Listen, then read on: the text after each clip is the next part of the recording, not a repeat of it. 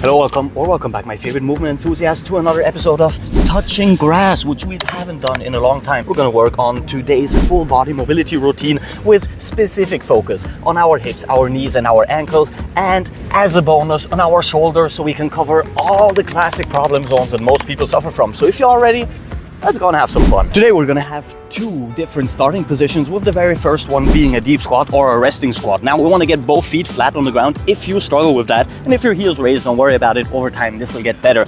Getting started with internal hip rotation, asymmetrical ones, bringing your knee right in front of your toes all the way to the ground and rolling over on the other side. Now we're combining some ankle flexion with internal hip rotation. We have a lot of flexion in our knee, and we even have some rotational forces on our knee, which is going to help us strengthen our joint over time. Internal rotation on one side, internal rotation on the other side. Now you don't have to keep up with my own speed, just check out the movement and work at your own pace. One more time from the right side, one more time from the left side, working on our adductor strength as well. And now we're gonna move laterally outwards, adding some external hip rotation with some hip extension, flexing our glutes and our spinal erectors as well as our biceps before we reverse. Repeat on the other side, lengthening our quads and our hip flexors for maximum stretch connected to our lower abdominals. All the way to the right, push forward, activate your posterior chain, lengthen your anterior chain, reverse and repeat on the other side. We only have two more repetitions, one for the right and one for the left. And now we can start combining double asymmetrical movements, internal rotation while crossing over, long range of motion on one side, short range of motion on the other side. And the more upright you stay in your upper body, the more core strength we're going to add to this movement. Once again, incredible flexion in our ankle and amazing internal hip rotation on both sides. Let's go for one more repetition on the right. I'm picking up speed so we can add a little bit more endurance to these exercises. And now we're going to double the external rotation by pushing our knees outwards, bringing them down to the ground and pushing our hips forward once more. Now we're working a little bit more symmetrically. Lean back the slightest bit, lengthening your anterior chain all the way up to your upper abdominals before you reverse, either using your hip flexor strength and your balance or working with your hands when putting your knees down, as well as reversing. Over time, you want to build up the coordination and strength to go through this movement without the use of your hand. But for now, if you require it, there's absolutely no problem in starting out with careful, slow assistance. Final repetition, and this time we're gonna pull in our shoulders, open up our arms sideways, lengthening our adductors, opening up our hips and pushing our legs backwards just for a handful of seconds, swaying from one side to the other. Now you gotta keep your balance, keep your core tight for another 3, 2, 1. And just so we don't cramp up, we're going to do just a handful of extensions, hand on the ground, breathing in, extending your legs, raising your hips, relaxing your neck, and breathing out, reversing all the way into a deep squat resting position. Only 2 more times. Extension, breathing in, flexion when breathing out. And final time, we're going to get up on our tiptoes if possible and hold for 3, 2, 1, and reverse all the way. And now we're going to combine internal with external hip rotation.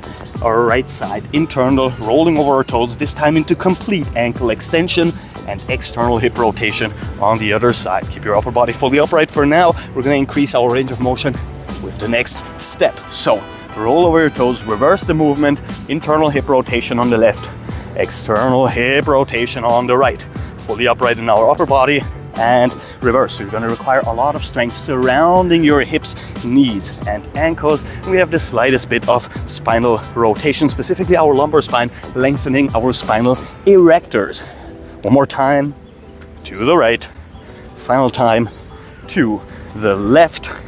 Over the next repetition, we can increase our range of motion by crossing over left arm over the right side and pushing us deeper into lumbar or spinal rotation in general. If you try and turn your head sideways, we're going to increase that rotation all the way up to our neck, going through our entire spine.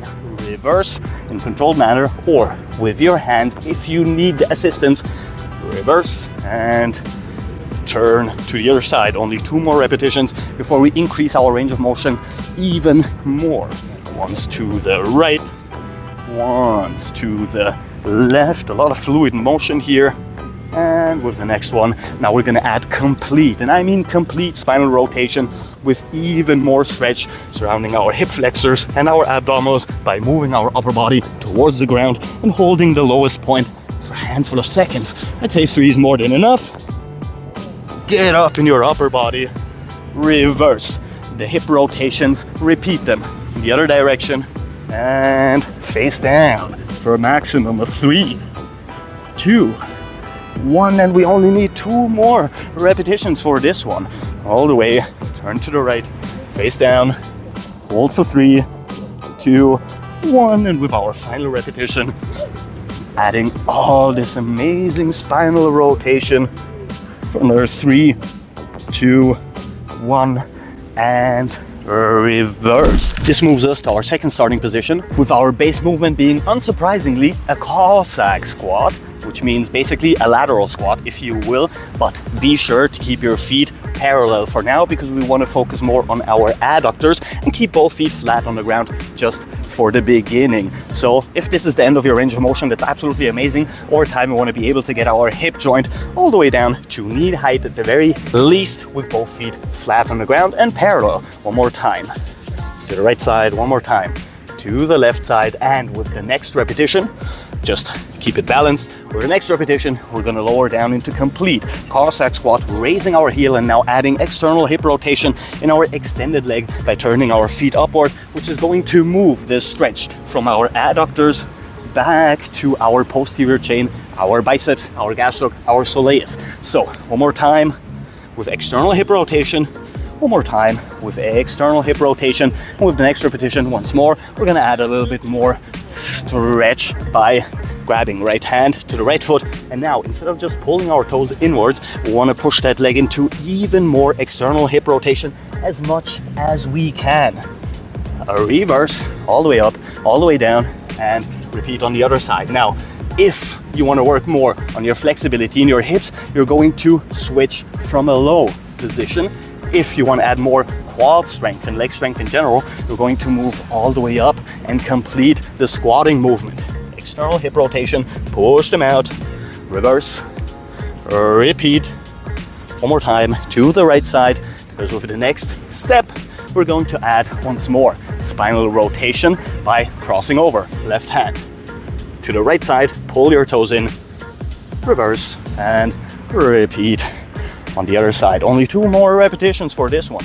All the way, left to the right, all the way, right to the left. And with the next one, we want to put a little bit more pressure on our joints, only if you can do this pain-free. So instead of staying here, we want to bring that knee down and push our hips backwards towards the ground. If this is the end of your range of motion, stay here. If you have pain during the movement, stay here. If you can do it with just a little bit of discomfort, that's absolutely okay. Discomfort is necessary to advance when it comes to your mobility. One more time, to the left.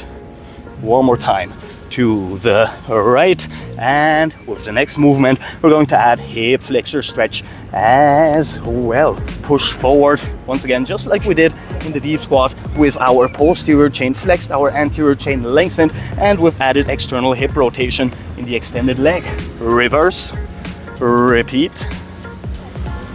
And just 2 more repetitions. All the way up, all the way down. Push forward, flex as hard as you can, reverse. Once again, either with assistance or using your own leg strength. And with the next movement, now this is going to get a little bit more demanding. Sitting to the side in our Cossack lower position, we're gonna cross over right arm behind the right, which is the extended leg for now, just like so. And now we're gonna add that shoulder mobility as promised before, with a lot of anterior chain flexibility by pushing our hips up, lengthening the entire left side all the way to our fingertips before we reverse. Use your core strength not to fall backwards or forward. Reverse and repeat on the other side. Extend your arm, lengthen your right side, flex your posterior chain, and repeat 2 more times. Once to the right, we have complete external rotation in our shoulder. and we have a lot of pressure put on our rotator cuff, which in turn is going to help us strengthen that over time. And now with the next repetition, we want to increase our range of motion and the stretch in our anterior chain even more, but mostly add even more strength to our posterior chain by, once again, hand behind the extended leg. And now just slowly, carefully bring your lower arm down all the way, place it on the ground, and push up from here, lengthening the left side. Reversing. Now we're going to require a little bit more strength, a little bit more control, a little bit more balance, and repeating on the other side. And we've only got 2 more repetitions. All the way up, all the way down. Lengthen, reverse, all the way up, all the way down, lengthen, and reverse. And now we're going to add a lot of posterior chain flexibility, getting in our starting position.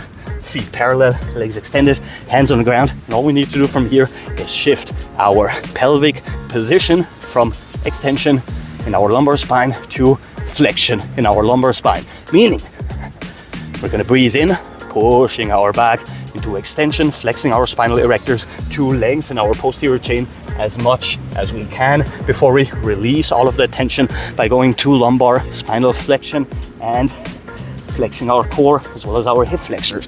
Breathing into extension and breathing out into flexion. And we're only going to do this 2 more times. Breathing into extension, breathing out into flexion, and final repetition.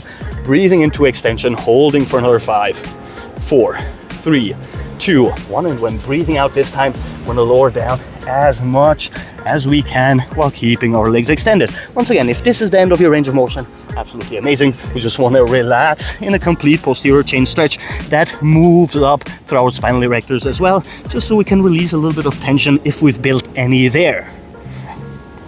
3, 2, 1. Now, if you're struggling with mobility in general in these particular areas we work on, then take your time. You can slow the video down, you can pause it at any moment, and you can just take some of these exercises and add them to your own repertoire if you need any of those, or if some of these actually felt good to you. Our episode of Touching Grass is over for today. If you like the video and subscribe and join us. Captain Cairo, peace out.